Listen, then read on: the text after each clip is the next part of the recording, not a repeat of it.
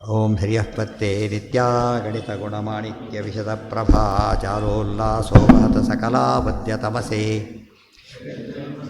ಪ್ರಳಯರಚನಾಶೀಲವಪುಷೇ ನಮೋ ಅಶೇಷಾಮ್ನಾಯ ಸ್ಮೃತಿಹೃದಯದೀಪ್ತಾಯ ಹರಯೇ ನ ಶಬ್ದಾಬ್ಧೌ ಗಾಢಾ ನ ಚ ನಿಗಮಚರ್ಚಾಸು ಚತುರಾ ನ ಚ ನ್ಯಾಯೇ ಪ್ರೌಢಾ ನ ಚ ವಿದಿತವೇದ್ಯಾ ಅಪಿ ವಯಂ ಪರಂ ಶ್ರೀಮತ್ಪೂರ್ಣಪ್ರಮತಿಗುರುಕಾರುಣ್ಯಸರಣಿಂ ಪ್ರಪನ್ನಾಃ ಕಿಮಪಿ ಚ ವದಂತೋಪಿ ಮಹತಾಂ ನಾರಾಯಣಂ ನಿಖಿಲಪೂರ್ಣಗುಣೈಕದೇಹಂ ನಿರ್ದೋಷಮಾಪ್ಯತಮಮಪ್ಯಖಿಲೈಃ ಸುವಾಕ್ಯೈಃ ಅಸ್ಯೋದ್ಭವಾದಿತಮಶೇಷವಿಶೇಷತೋಪಿ ವಂದ್ಯಂ ಸದಾ ಪ್ರಿಯತಮಂ ನಮಃ ಸನ್ನಮಾಮಿ. ಓಂ ಓಂ ಅಥಾತೋರ್ಮ ಜಿಜ್ಞಾಸಾ ಓಂ ಯತ್ಪದಂ ವೇದ ಅದು ಮುಗಿತಲ್ಲ. ಈಗ ಕುಪಿತಾ ಹಿ ಫಣಚ್ಛಾಯಾ ಸಮೀಕೃತ್ಯಾಪರಂ ಸುಖಂ ಸೇವಂತೆ ಯತ್ಪದಂ ಧೀರಾಃ ತಂ ಭಜೆ ವಲ್ಲಭಂ ಶ್ರಿಯಃ. ಏನು ಹೇಳಿದರು ನಿನ್ನೆ? ಹೇಗೆ ಮಳೆ ಬರೋದು ಎಲ್ಲ ಹೇಳಿದರು, ಹೇಗೆ ಜೀವ ಹುಟ್ಟುತ್ತಾನೆ ಅದಿಷ್ಟು ತಿಳಿಸಿಬಿಟ್ಟು ಈ ರೀತಿಯ ಸಾಮಾನ್ಯವಾದ ಹುಟ್ಟಿದ್ದು. ಆದರೆ ದೃಪದಾದಿಗಳಲ್ಲಿ ಹೇಗೆ ಹುಟ್ಟಿದರು? ದೇವ್ರ ಬಗ್ಗೆ ಹೇಳೋದಕ್ಕೆ ಹೋಗೋದೇ ಇಲ್ಲ. ಅದಕ್ಕೆ ದೇವ್ರು ಹುಟ್ಟೇ ಇಲ್ಲ ಅಂದರೆ ಹೇಳೋದಕ್ಕೆ ಹೋಗಲಿಲ್ಲ. ಇವರಿಗೆಲ್ಲ ಏನು ಬೇಕಾಗಲಿಲ್ಲ? ಈ ಕ್ರಮ ಬೇಕಿಲ್ಲ ಅವರಿಗೆ, ಈ ಕ್ರಮ ಬೇಕಿಲ್ಲ. ಕ್ವಚಿತ್ ಬೀಜಾದಿ ಸಂಬಂಧ ಅಭಾವಸ್ಯಾಪಿ ವಿದ್ಯಮಾನತ್ವೇನ ತದ್ವಿಷಯತ್ವ. ಆದರೆ ಇದು ಎಕ್ಸೆಪ್ಷನ್ ಆದ್ದರಿಂದ ಎಲ್ಲರೂ ಇದನ್ನು ಯೋಚನೆ ಮಾಡಲಿಕ್ಕೆ ಹೋಗಬಾರ್ದು. ತದಿದಮಯುಕ್ತಂ ವ್ಯಾಖ್ಯಾನಂ ಉತ್ಸೂತ್ರತ್ವ ಯದ್ಯಪ್ಯತ್ರ ಯೋನಿಶಬ್ದೋ ಬೀಜಾದಿ ಉಪಲಕ್ಷಣ ಶಕ್ಯೋ ವ್ಯಾಖ್ಯಾತುಂ ತಥಾಪಿ ತತ್ಸಂಬಂಧ ನಿಯಮಃ ಏವ ಸೂತ್ರೇ ಪ್ರತೀಯತೆ ನತು ಕ್ವಚಿತ್ ಕಾರಣಃ ತದಭಾವೋಪಿ. ಯದಿ ಚ ಕ್ವಚಿತ್ ಬೀಜಾದಿಸಂಬಂಧಾಭಾವ ಸ್ಯಾತ್ ತದಾ ಆಕಸ್ಮಿಕತ್ವಂ ಸ್ಯಾದಿತ್ಯತಃ ಬೀಜೇತಿ. ಬೀಜಪುರುಷಯೋನೀನಾಂ ಸಂಗಾತಿನಿಯಮೋಜ್ಜಿತಂ ಅಥ ಶಬ್ದೇನ ಭಗವಾನಾಹ ಕಾರಣತಶ್ಚತಾಂ. ಅದಕ್ಕೆ ಹೇಳ್ತಾರೆ, ಇಲ್ಲಿ ಹೇಳಬೇಕಾದ್ರೆ ಏನಾಗಿದೆ? ಅಥ ಹಿಂದೆ ಬಂದಿದೆ, ಅಥ ಯೋನ್ಯಧಿಕರಣಂ ಅಂತ ಬರೋದು. ಅಲ್ಲಿ ಹೇಳಬೇಕಾದ್ರೆ ನೀವೇನು ಹೇಳ್ತೀರಿ? ಸುಮ್ಮನೆ ಇರೋದನ್ನು ಹೇಳ್ರಿ, ಎಕ್ಸೆಪ್ಷನ್ ಯಾಕೆ ಹೇಳ್ತಾ ಕೂತಿದ್ದೀರಿ ಈಗ ಅಂತ ಪ್ರಶ್ನೆ ಮಾಡ್ತಾರೆ. ಅದಕ್ಕೆ ಹೇಳ್ತಾರೆ, ಇಲ್ಲ, ಎಕ್ಸೆಪ್ಷನ್ ಹೇಳಬೇಕು ಅಂತ ಸೂತ್ರದಲ್ಲೇ ಇದೆ ಅಂತ ತೋರಿಸಿದೆ. ಸೂತ್ರದಲ್ಲೇ ಪದ ಇರೋದ್ರಿಂದ ಹೇಳಬೇಕಾಗಿದೆ, ಇಲ್ಲದೆ ಹೇಳ್ತಿರಲಿಲ್ಲ. ಅಂದರೆ ಯಾವುದಕ್ಕೂ ಕೂಡ ಏನಿರಬೇಕು? ಉತ್ಸೂತ್ರ ಅಂದರೆ ಉತ್ಸೂತ್ರಿತ ಅಂದರೆ ಏನು? ಸೂತ್ರ ಹೇಳದೇ ಇರೋ ವಿಚಾರ ಹೇಳ್ತಾ ಇದ್ದಾರೆ. ಅಸಂಗತಿ ಅಂದರೆ ಒಂದೇ, ಉತ್ಸೂತ್ರಿತ ಅಲ್ಲ ಒಂದೇ.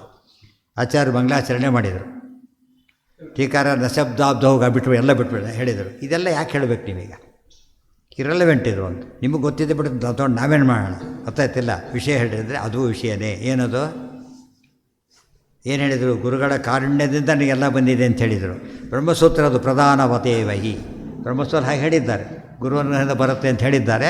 ನಾನೇ ದೃಷ್ಟಾಂತ ಅಂತ ಹೇಳಿದ್ರಿಂದ ಏನಾಗಲಿಲ್ಲ, ಅದು ಸೂತ್ರ ಆಗಲಿಲ್ಲ. ಇಲ್ಲದೆ ಹೋದರೆ ಮೊದಲೇನೋ ಹೇಳ್ತಾರಲ್ಲ, ಹೇಳಿದ್ರು 8 ಶ್ಲೋಕ ಬರೆದಿರೋದು, ಒಟ್ಟು 8 ಇರೋದು. 8 ಕೂಡ ಏನಲ್ಲ, ಇದಕ್ಕೆ ಸಂಬಂಧಪಟ್ಟಿದ್ದು, ಬೇರೆ ಅಲ್ಲ. ಇದು ಯಾವ ಕಾಲಕ್ಕೆ ಏನು ಮಾಡೋದಿಲ್ಲ ಅಂದರೆ ನಮ್ಮ ಗ್ರಂಥಗಳ ವೈಶಿಷ್ಟ್ಯ ಅದು. ಏನೋ ಹೇಳೋಕ್ಕೋ ಮಂಗಳಾಚರಣೆ ಮಾಡಬೇಕಾದ್ರೂ ಏನಿರುತ್ತದೋ ಆ ಗ್ರಂಥಕ್ಕೆ ಕನ್ಸರ್ನ್ ರಿಲೇಟೆಡ್ ಆಗಿರಬೇಕೆ ಹೊರತು ಯಾವುದೋ ಹೇಳೋಕ್ಕೆ ಹೋಗಬಾರ್ದು. ಇದು ಇಷ್ಟು ಆ್ಯಕ್ಯುರಸಿ ಮೇಂಟೈನ್ ಮಾಡ್ತಾರೆ. ಇದನ್ನು ಯಾರೂ ಗಮನಿಸೋದಿಲ್ಲ ಬೇರೆಯವರಾದ್ದರಿಂದ. ಸಂಬಂಧ ಇಲ್ದಾಗಿರುತ್ತೆ. ಪ್ರತಿಯೊಂದು ನೋಡ್ತಾ ಹೋದರೆ ಎಷ್ಟು ಪರ್ಫೆಕ್ಟಾಗಿದೆ ಇವರ ಶಾಸ್ತ್ರ ಅನಿಸುತ್ತೆ. ಗೊತ್ತಾಯ್ತಾ? ಯಾವ ಆ್ಯಂಗಲಲ್ಲಿ ನೋಡಿದರೂ ಕೂಡ ಹೇಗಿರುತ್ತೆ? ಹೀಗೆ ಇರಬೇಕು, ಆ ರೀತಿ ಬರೀತಾರೆ. ಅದು ದೊಡ್ಡದು. ಹಾಂ, ಹೇಳಿದ್ದೇನು ಸಾರ ಅದು ಒಂದ್ರದ್ದು ಇಂಟ್ರಡಕ್ಷನ್ ಆಗಿರುತ್ತೆ, ಏನೇನೋ. ಅದಕ್ಕೆ ಇವನೇನು ತೋರಿಸ್ತಾರೆ ಈಗ? ಬೃಹದಾರಣ್ಯ ಭಾಷೆದ ಮೊದಲನೇ ಶ್ಲೋಕಕ್ಕೆ ಸರ್ವೋತ್ತಮ ಸ್ವಾಮಿಗಳು ಇಡೀ ಒಂದು ಶ್ಲೋಕದೊಳಗೆ ಅಷ್ಟೂ ಬ್ರಾಹ್ಮಣದ ಅರ್ಥ ತೋರಿಸ್ತಾರೆ. ಏನೇನು ಬಂದಿದೆ ಅದಿಷ್ಟು ತೋರಿಸ್ಬಿಡ್ತಾರೆ. ಇದಕ್ಕೆ ಈ ಪದ ಅದಕ್ಕೆ ಹಾಕಿ, ಈ ಪದ ಅದಕ್ಕೆ ಹಾಕಿದ್ದಾರೆ ಅಂತೇಳಿ ಭಾಳ ಆಶ್ಚರ್ಯ ಆಗುತ್ತೆ. ಅಂದರೆ ಗ್ರಂಥ ಬರೆದಿರೋದು ಹೇಗೆ, ನೋಡೋದು ಹೇಗೆ, ಅದಕ್ಕೆ ನಮ್ಮ ನೋಡೋದಕ್ಕೋದಕ್ಕೆ ಎಷ್ಟು ಡಿಫ್ರೆನ್ಸ್ ಇದೆ. ಅಲ್ಲಿ ಹೇಳಿಲ್ಲ. ಈಗ ಒಂದು ಪದ ಹೇಳಬೇಕಾದ್ರೆ ಮತ್ಸ್ಯಕೂರ್ವ ವರಾಹಾಸ್ಯ ಕೂಡಿಸಿ ಹೇಳೋದು, ಬಿಡಿಸಿ ಹೇಳೋದು. ಅದು ಕೂಡಿಸಿ ಹೇಳಬೇಕಾದ್ರೆ ಒಂದು ಕಾರಣ ಇರಬೇಕು, ಬಿಡಿಸೋದಕ್ಕೂ ಒಂದು ಕಾರಣ ಇರಬೇಕು. ಆ ರೀತಿ ಯೋಚನೆ ಮಾಡೋದು ಬಂದರೆ ಬರವಣಿಗೆಯಲ್ಲಿ ಎಷ್ಟು ಆ್ಯಕ್ಯುರೇಸಿ ಬೇಕು ಅಂಬೋದಕ್ಕೆ ಇದು ವಿಶೇಷ ಇದೆ. ನಾವು ಮ್ಯಾಥಮೆಟಿಕ್ಸಲ್ಲಿ ಸ್ವಲ್ಪ ಹೆಚ್ಚು ಕಡಿಮೆ ಆನ್ಸರ್ ರಾಂಗ್ ಆಗಿಬಿಡುತ್ತಲ್ಲ, ಅದು ಎಸ್ಪೆಷಲಿ ಆಲ್ಜಿಬ್ರಾ. ಗೊತ್ತಾಯ್ತಾ? ಆ ಥರ ಯೋಚನೆ ಮಾಡಿದರೆ ಗೊತ್ತಾಗುತ್ತೆ. ಸೂತ್ರ ನಿಮಗೆ ಫಾರ್ಮುಲಾ ಕೊಡಬೇಕಾದ್ರೆ ಎಲ್ಲಿಗೆ ಹೋಗ್ಬೇಕು? ಯಾವಾಗಲೂ ಆಲ್ಜಿಬ್ರಾಕ್ಕೆ ಹೋಗಬೇಕು. ಅದೆಲ್ಲ ಕಾನ್ಸೆಪ್ಟ್ ಬಂದಿದ್ದೇ ಬ್ರಹ್ಮಸೂತ್ರಗಳಿಂದ. ಈ ಸೂತ್ರ ಉಳಿದ ಸೂತ್ರ ಎಲ್ಲ ಶುರುವಾಗಿದ್ದು ಆಮೇಲೆ, ವ್ಯಾಕರಣ ಸೂತ್ರ ಎಲ್ಲ ಬಂದಿದ್ದು ಆಮೇಲೆ. ಫಸ್ಟ್ ಸೂತ್ರ ಬಂದಿದ್ದು ಬ್ರಹ್ಮಸೂತ್ರನೇ. ಉಳಿದೆಲ್ಲ ವ್ಯಾಸೋಚ್ಛಿಷ್ಟಂ ಜಗತ್ಸರ್ವಂ. ಆ ಸೂತ್ರದ ಕಾನ್ಸೆಪ್ಟೇ ವೇದವ್ಯಾಸರದಾದ್ದರಿಂದ ಸೂತ್ರ ಯಾರೇ ಬರೀತಾರೆ ಅಂದರೆ ಏನರ್ಥ? ವೇದವ್ಯಾಸರನ್ನು ಅನುಕರಣೆ ಮಾಡಿ ಬರೀತಾರೆ ಅಂತ ಅರ್ಥ, ಸ್ವತಂತ್ರ ಅಲ್ಲ ಅದು. ಅಷ್ಟು ಹೇಳಿದರು. ಬೀಜಶಬ್ದೇನ ವ್ರೀಹ್ಯಾದಿಕಂ ರೇತಶ್ಚ ಉಚ್ಯತೆ ಸಂಗಾತಿ ನಿಯಮೋಜ್ಜಿತಂ ಸಂಬಂಧಾತಿ ನಿಯಮ ಅಭಾವಾತ್. ಅಲ್ಲಿ ಸಂಗಾತಿ ನಿಯಮ ಅಂದ್ರೇನು? ಪತ್ನಿನೇ ಇಲ್ಲ ಅವರಿಗೆ, ಬ್ರಹ್ಮಚಾರಿಗಳು. ಆ ದೃಷ್ಟಿಯಲ್ಲಿರೋದ್ರಿಂದ ಏನು ಸಮಸ್ಯೆ ಬರಲಿಲ್ಲ. ಅಯಮರ್ಥ ರೇತಸ್ಸಿಗ್ಯೋಗೋ ಅಥ. ಈ ಸೂತ್ರ ಹಿಂದಿನ ಸೂತ್ರಲ್ಲೂ ಉತ್ತರ ಬಂದಿದೆ, ಅಥ ಅಂತಿದೆ. ಅಷ್ಟು ಹೇಳಿಬಿಟ್ಟು ಅಥ ಇನ್ನೊಂದಿದೆ ಅಂತ ಅರ್ಥ. ಏನು ಅಂದರೆ ಈ ಥರ ಇದೆ ಅಂತ ಹೇಳ್ತಾರೆ. ಇತಿ ಪೂರ್ವ ಸೂತ್ರಾತ್ ಅಥ ಶಬ್ದೋ ಅತ್ರಾಪಿ ಅನುವರ್ತತೆ. ಸೇರಿಸ್ಕೊಂಡು ಹಿಂದಿನ ಸೂತ್ರದಿಂದ ಸೇರಿಸ್ಕೋಬೇಕು ಇಲ್ಲಿಗೆ. ಸಚ ಪ್ರಕೃತಾತ್ ಅರ್ಥಾಂತರೇ ವರ್ತತೆ ತಥಾ ಚ ಯೋನೇಃ ಶರೀರಮಾಪದ್ಯತೆ. ಕ್ವಚಿತ್ ಸಾಮಾನ್ಯವಾಗಿ ಕ್ರಮದಲ್ಲಿ ಅದೆಲ್ಲ ಉಂಟು, ಎಕ್ಸೆಪ್ಷನ್ ಅವೆಲ್ಲ ಬರೋದಿಲ್ಲ ಅಂತ ಹೇಳಿದರು. ತದಭಾವೇನ ಅಪಿ ಇತಿ ಅಥ ಶಬ್ದೇನ ಭಗವಾನ್ ಸೂತ್ರಕಾರೋ ಬೀಜಾದಿ ಸಂಬಂಧ ನಿಯಮಾಭಾವಂ ಸೂತ್ರಿತವಾನಿತ್ಯತೋ ನಾ ಉತ್ಸೂತ್ರಿತತ್ವ ಪರ್ಯನುಯೋಗೋ ಯುಕ್ತ ಇತಿ. ಆದರೆ ಉತ್ಸೂತ್ರಿತ ಆಗಲೇ ಇಲ್ಲ, ಸೇರಿಕೊಂಡಿದೆ. ಯದುಕ್ತಂ ಏವಂ ಸತಿ ಆಕಸ್ಮಿಕತ್ವ ಪ್ರಸಂಗ ಇತಿ ಚೇತ್ ಪರಿಹರತಿ ಕಾರಣತಶ್ಚ ಇತಿ ತಾಂಚ ಬೀಜಾದಿ ಸಂಬಂಧ ನಿಯಮೋಜ್ಯತಿಂ ಕಾರಣತಃ ಆಹ ಏತದುಕ್ತಂ ಭವತಿ. ಹಾಗೆ ಆಕಸ್ಮಿಕ ಅಂತ ಹೇಳಿಬಿಡಿ. ಆಕಸ್ಮಿಕ ಅಂತ ಶಾಸ್ತ್ರ ಪದ ಉಪಯೋಗಿಸ್ಬಾರ್ದು. ಶಾಸ್ತ್ರದಲ್ಲಿ ಆಕಸ್ಮಿಕ ಅಂತ ಉಪಯೋಗಿಸ್ಬಿಟ್ರೆ ಏನಲ್ಲ, ಅದು ಶಾಸ್ತ್ರ ಅಲ್ಲ. ಗೊತ್ತಾಯ್ತು? ಅನಾದಿ ಅಂತ ಹೇಳ್ತೀವಿ. ಅನಾದಿ ಅಂದರೆ ಅನ್ನೋನ್ ಅಂತ ಟ್ರಾನ್ಸ್ಲೇಟ್ ಮಾಡಬಾರ್ದು. ಗೊತ್ತಾಯ್ತು? ಅನ್ನೋನ್ ಆರಿಜನ್ ಅಂತ ಅರ್ಥ. ಶಾಸ್ತ್ರ ಗೊತ್ತಿಲ್ಲ ಅಂತ ಅರ್ಥ. ಏನಂತ ಹೇಳಬೇಕು ಅದಕ್ಕೆ? ಆರಿಜನ್ ಲೆಸ್ ಅಂತ ಹೇಳಬೇಕು. ಆರಿಜನ್ನೇ ಇಲ್ಲ ಅಂತ ಅರ್ಥನೇ ಹೊರತು ಆರಿಜನ್ ಇದೆ ನಮಗೆ ಗೊತ್ತಿಲ್ಲ ಅಂತ ಅರ್ಥ ಮಾಡಬಾರ್ದು. ಅರ್ಥ ಆಯ್ತಾ? ಅವ್ಯಕ್ತಾದೀನಿ ಹಾಗೆ ಆಗುತ್ತೆ. ನಮಗೆ ಗೊತ್ತಿಲ್ಲದೆ ಬರ್ತಾರೆ ಹೋದರೆ ಭೂತ್ರ ಇಲ್ಲ ಆಗಿದೆ, ಗೀತ ಆಗೋದಿಲ್ಲ ಅದು. ಗೊತ್ತಾಯ್ತಾ? ಭೂತ್ರ ಹೇಳಬೇಕು ಅದಕ್ಕೆ. ನಿರ್ಣಯ ಕೊಡೋದು ಶಾಸ್ತ್ರ ತೊಗೊಂಡು ಏನು ಮಾಡೋದು? ಕೋರ್ಟಿಗೆಲ್ಲ ನಿರ್ಣಯನ ಕೊಡಲಿಲ್ಲ. ಸೂತ್ರಕಾರ ಯದುಕ್ತಂ ಏವಂ ಸತಿ ಆಕಸ್ಮಿಕತ್ವ ಕಾರಣತ ತಾಂಚ ಅದಕ್ಕೆ ಕಾರಣ ಹೇಳಿದರೆ ಹೊರತು ಆಸ್ಮಿಕ ಅಂತ ಹೇಳಬಾರ್ದು. ಏತದುಕ್ತಂ ಭವತಿ. ಜನ್ಮಕ್ಕೆ ಒಬ್ರಿಗೆ ಎಲೆಕ್ಟ್ರಿಸಿಟಿ ಕರೆಸ್ತೀವಿ, ಇದು ಇದು ಆಕಸ್ಮಿಕ ಅಂತ ಹೇಳೋಲ್ಲಿ ಕರಿತೀವಿ ನಾವನ್ನ. ಏನು ಮಾಡೋಕೆ ಬಂದಾತ? ನಮಗೆ ಕರೆಂಟ್ ಯಾತಕ್ಕೆ ಹೋಗಿ ಗೊತ್ತಿಲ್ಲ, ಇಲ್ಲ ಯಾಕೋ ಲೈಟ್ ಬರ್ತಾ ಇಲ್ಲ ಅಷ್ಟೇ. ಆತೇನು ಹೇಳಬಾರ್ದು, ಯಾಕೋ ಗೊತ್ತಿಲ್ಲ ಅಂದರೆ ಹೋಗೋದು ಕರೆ. ಯಾಕೋ ಗೊತ್ತಿಲ್ಲ ದುಡ್ಡು ಕೇಳಿದರೆ ಕೊಡೋದಿಲ್ಲ. ಏನು ಮಾಡಬೇಕು ಅವರು? ಇಲ್ಲಿ ನಮಗೆ ಗೊತ್ತಾಗ್ತಿದ್ದು ಅವನಿಗೆ ಗೊತ್ತಾಯ್ತು. ಈಗ ಅದಕ್ಕೆ ಜ್ಞಾನ ಅಂತಾರೆ ಹೊರತು ಗೊತ್ತಿಲ್ಲ ಅಂತ ಹೇಳೋದಕ್ಕೆ ಜ್ಞಾನ ಅಂತ ಕರೆಯೋದಿಲ್ಲ.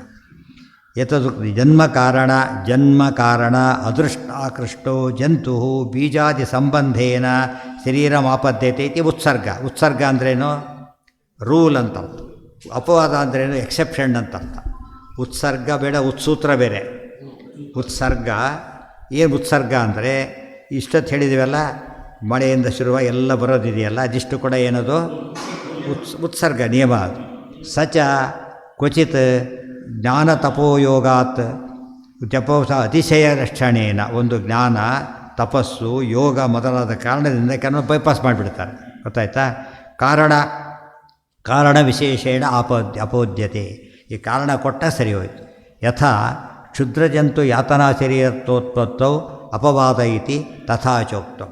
ಕ್ಷುದ್ರಜಂತುವಿಗೆ ಯಾತನಾ ಶರೀರ ಬರುತ್ತೆ. ಅಲ್ಲಿ ಹೇಳಕ್ಕೆ ಹೋಗಲಿಲ್ಲ, ಯಾಕೆಂದರೆ ಆ ವಿಷಯ ಬಂದಿಲ್ಲ ಇಲ್ಲಿ. ಆ ವಿಷಯ ಪ್ರಸಕ್ತ ಅಲ್ಲ. ಅದೇ ರೀತಿಯೇ ಈ ವಿಷಯ ಹೇಳಿದ್ರಿಂದ ಹುಟ್ಟಿನ ಬಗ್ಗೆ ಎಕ್ಸೆಪ್ಷನ್ ಕಾಣುತ್ತಲ್ಲ ಅಂತ ಅನಿಸಿದರೆ ಉತ್ತರ ದಟ್ ಈಸ್ ಅಲೋಡ್ ಅಂಥೇಳಿ. ಅದು ಕಾರಣ ಏನೋ? ಅವರ ಸಾಮರ್ಥ್ಯ, ಕರ್ಮಗಳು, ತಪಸ್ಸು, ಯೋಗ ಎಲ್ಲ ಸೇರಿದ್ರಿಂದ ಕೆಲವು ಚೇಂಜಸ್ ಆಗುತ್ತೆ. ಎಲ್ಲರಿಗೂ ಆಗಬೇಕಾಗಿಲ್ಲ. ಇತಿ ತಥಾ ಚೋಕ್ತಂ ವಿಶೇಷ ಕಾರಣಾದೇವ ವಿಶೇಷ ಜನಿರಿಷ್ಯತೆ ಸಾಮಾನ್ಯ ಜನನಂ ಚೈವ ಋಣಾಂ ಸಾಮಾನ್ಯ ಹೇತುತಃ ಇತಿ. ಅದಕ್ಕೆ ಉತ್ತರ ಕೊಟ್ಟುಬಿಟ್ರು. ವಿಶೇಷ ಕಾರಣಾದೇವ ವಿಶೇಷಾತ್ ಜನಿರಿಷ್ಯತೆ. ವಿಶೇಷ ಕಾರಣ ಇದ್ದಂತೆ ವಿಶೇಷವಾದ ಹುಟ್ಟನ್ನು ಹೇಳುತ್ತಾರೆ. ಸಾಮಾನ್ಯ ಜನನಂಚೈವ ಋಣಾಂ ಸಾಮಾನ್ಯ ಹೇತುತ. ಉಳಿದವರಿಗೆಲ್ಲ ಜನರಲ್ ಮೆಥಡ್ ಇದೆ. ಜನರಲ್ ಕ್ಯೂ ಬೇರೆ. ಗೊತ್ತಾಯ್ತಾ? ಡೋನರ್ಸ್ ಕ್ಯೂ ಬೇರೆ ಮಾಡ್ತಾರಲ್ಲ, ಆ ಥರ ಇದು ಜನರಲ್ಲ ಹೇಳ್ತಿರೋದು ಅಷ್ಟೇ ಹೊರತು ಬೇರೆದಕ್ಕೆ ಅಪ್ಲೈಕಬಲ್ ಅಲ್ಲ ಇದು. ಅಥವಾ ಯುಕ್ತಮೇತತ್ ವ್ಯಾಖ್ಯಾನಮಿತಿ ಇತಿ ಯೋನ್ಯಧಿಕರಣಂ. ಅಲ್ಲಿ ಮುಗೀತು, ಒಂದು ಪಾದನೇ ಮುಗಿತು. ಅದಕ್ಕೊಂದು ಪಾದ ಇದೊಂದು ಟಕ ಎರಡು ಮುಗಿದೋದು ಬೇಗ ಫಾಸ್ಟೆಸ್ಟ್. ಅದರ ಲಾಸ್ಟ್ ಪಾದ, ಇದರಲ್ಲಿ ಫಸ್ಟ್ ಪಾದ. ಇತಿ ಶ್ರೀಮತ್ಪೂರ್ಣಪ್ರವತಿ ಭಗವತ್ಪಾದ ಸುಕೃತೆ ಅನುವ್ಯಾಖ್ಯಾನಸ್ಯ ಪ್ರಗುಣಜಯತೀರ್ಥಾಖ್ಯಯತಿ ನಾ ಕೃತಾಯಾಂ ಟೀಕಾಯಾಂ ವಿಷಮಪದವಾಕ್ಯಾರ್ಥ ವಿವೃತೌ ತೃತೀಯೇ ಅಧ್ಯಾಯೇ ಅಯಂ ಪ್ರಥಮಚರಣಃ ಪರ್ಯವಸಿತಃ. ಮೊದಲನೇ ಪಾದ ಮುಗಿತು. ಇತಿ ಶ್ರೀ ಬ್ರಹ್ಮಸೂತ್ರ ಭಾಷ್ಯ ಅನುವ್ಯಾಖ್ಯಾನ ಟೀಕಾಯಾಂ ಶ್ರೀ ಜಯತೀರ್ಥಮುನಿ ವಿರಚಿತಾಯಾಂ ಶ್ರೀಮನ್ಯಾಯಸುಧಾಯಾಂ ತೃತೀಯಾಧ್ಯಾಯಸ್ಯ ಪ್ರಥಮ ಪಾದ. ಅಲ್ಲಿ ನ್ಯಾಯಸೂತ್ರ ನಾಳೆ ದಿವಸ ಎರಡನೇ ಪಾದ.